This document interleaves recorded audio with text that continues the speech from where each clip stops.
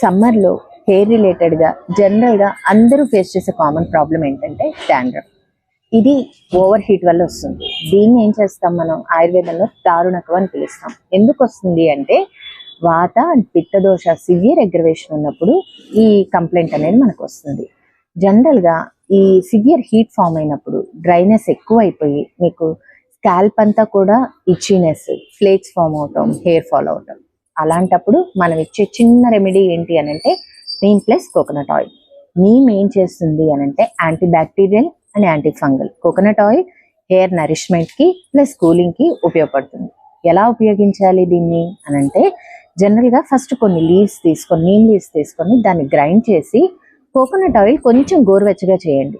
ఆ గోరువెచ్చని నూనెలో ఇది కలిపేసి హెయిర్ అంతా అప్లై చేసి సల్ఫేట్స్, పారాబిన్ లేని న్యాచురల్ షాంపూస్ని తీసుకొని మీరు హెయిర్ వాష్ కనుక చేసుకున్నట్లయితే డెఫినెట్గా డాండ్రఫ్ నుండి మంచి రిలీఫ్ ఉంటుంది.